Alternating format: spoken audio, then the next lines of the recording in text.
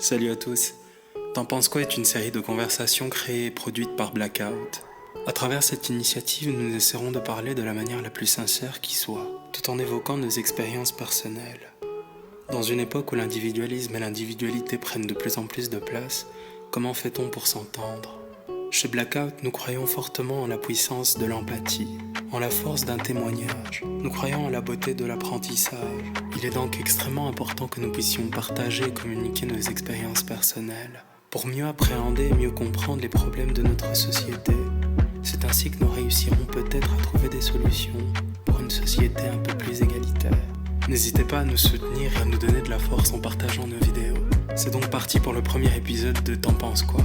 Cet épisode est une conversation entre Lorraine Makubikwa, Yves Chimirimana aka Chimical et moi-même Christian Clairbeau aka AA. Nous allons essayer de répondre à la question suivante. L'identité afro-européenne existe-t-elle vraiment ? Je pense que cette identité n'existe pas parce que ceux qui pourraient la revendiquer n'ont pas envie de le faire.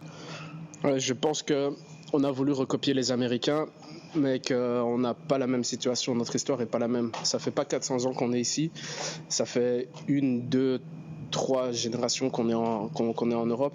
Et on n'a pas notre propre culture afro-européenne à proprement parler. Notre culture, elle est africaine et européenne. C'est une culture double. Et notre identité est peut-être même triple. On se construit avec les réseaux sociaux, la télévision et l'école, en plus de la culture qui nous entoure. Donc je pense qu'on a une identité africaine, une identité européenne et pour certains, une identité un petit peu à l'américaine aussi.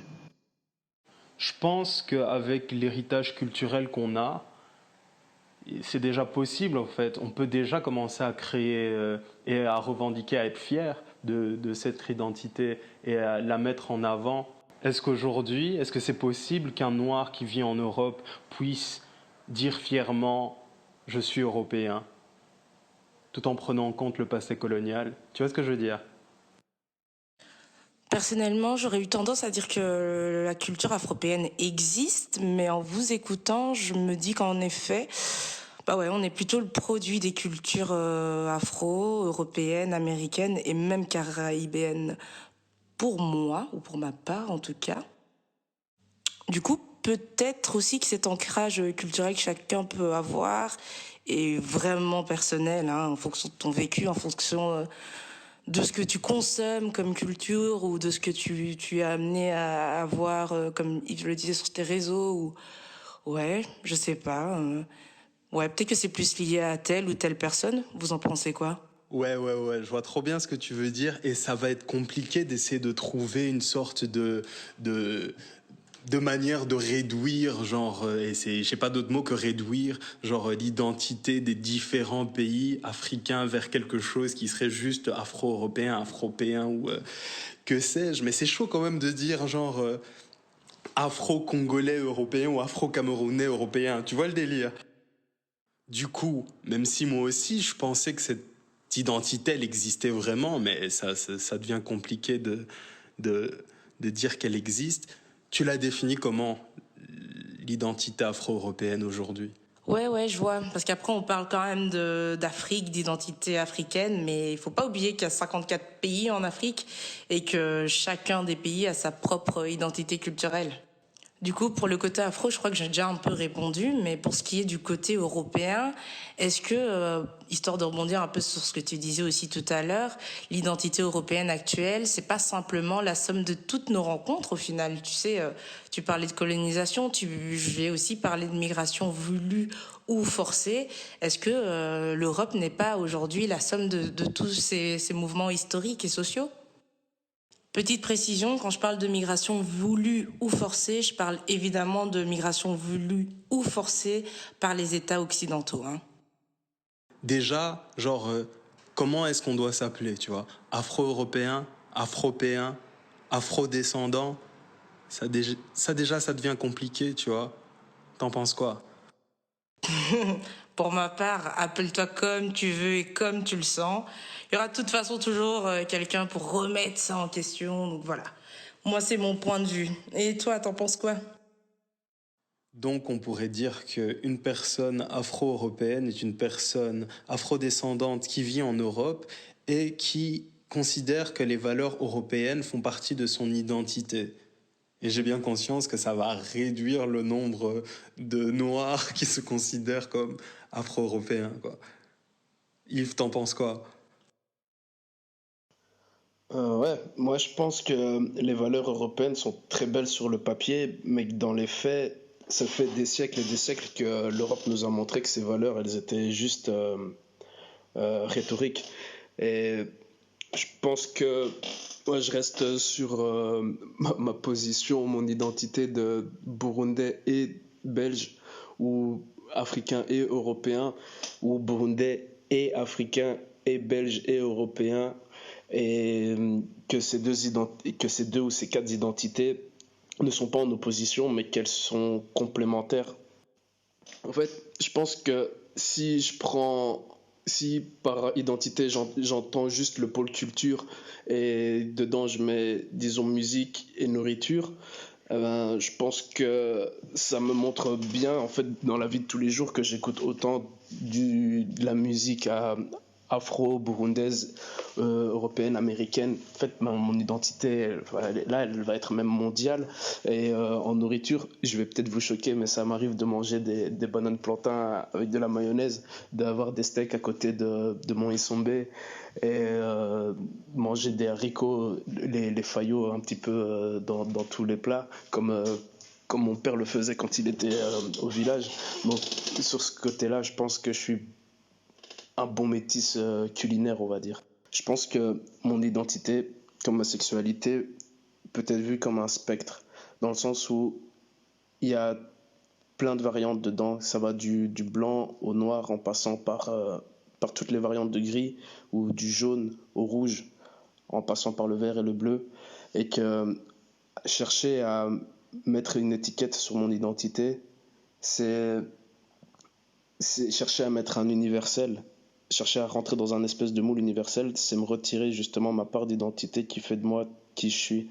Et je pensais ça parce que quand je pense à mon frère et moi, qui sommes tous les deux nés au même endroit, au Burundi, et qu'on a tous les deux grandi en Belgique, malgré ça, moi je me sens quand même beaucoup plus africain que lui. Mais même lui, est-ce qu'il se sent belge? Je pense pas. Est-ce qu'il se sent européen? Je pense pas. Qu'est-ce qu'il se sent? Je sais pas, en fait. Ça, c'est à lui de me le dire. De le dire. Et je suis pas sûr qu'il le sache. Je suis pas sûr que la question l'intéresse, en fait. C'est marrant. J'allais aller dormir et je me suis dit, dans comment je me définis, j'ai pas dit que j'étais un homme. Est-ce que j'accorde pas une si grande importance que ça à ça? Peut-être. Peut-être pas, je sais pas.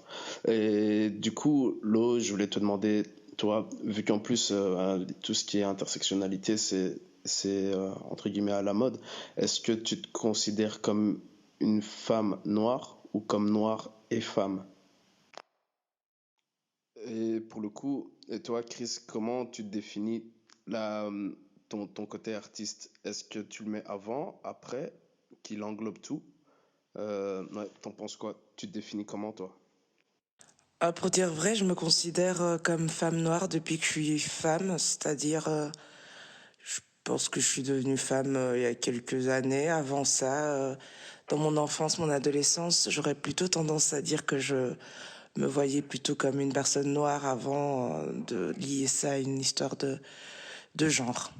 En fait, la seule certitude que j'avais toujours eue dans ma vie, c'était que j'étais africain. Le reste était un peu dans une sorte de flou. Puis en arrivant en Europe, j'ai dû construire mon identité afro-européenne. Mais aujourd'hui, en 2021, il n'y a plus vraiment de certitude sur cette identité afro-européenne ou afropéenne. Mais j'imagine qu'au final, c'est peut-être pas aussi important que ça. Ou justement, ça l'est, mais vu qu'il n'y a pas de mots, on préfère ne pas en parler. Je ne sais plus. Du coup, je pense que je vais plutôt rester sur cette dernière phrase où je disais que je me définissais surtout comme une femme noire. D'une part parce que le côté afro, bah ouais, je suis afrodescendante, mais est-ce que je suis légitime pour me dire que je suis africaine, étant née ici en Belgique? Puis le côté P1, européen, Je sais pas si je me retrouve toujours dans les valeurs européennes, si j'ai l'impression que l'Europe veut réellement de moi et me voit comme un de ses enfants.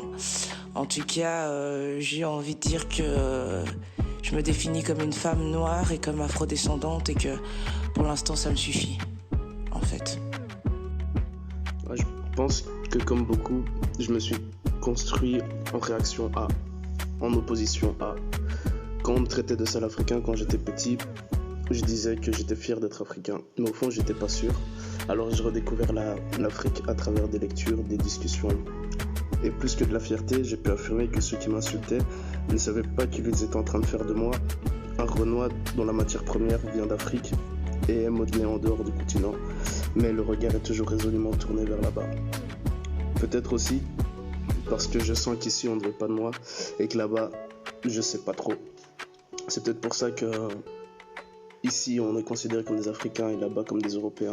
On dit souvent qu'on est le cul entre deux chaises, rejeté de toutes parts, comme une génération sacrifiée ou une génération gaspillée.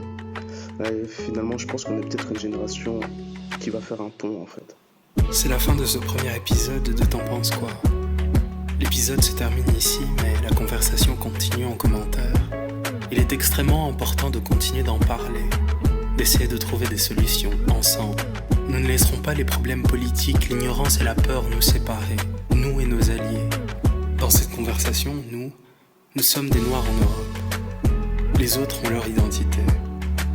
Mais ensemble, nous nous devons de créer un espace safe dans lequel nos enfants, nos petits frères et nos petites sœurs pourront s'épanouir en toute sécurité. Nos grands frères, nos grandes sœurs, nos pères, nos mères, nous-mêmes ne sommes pas en sécurité.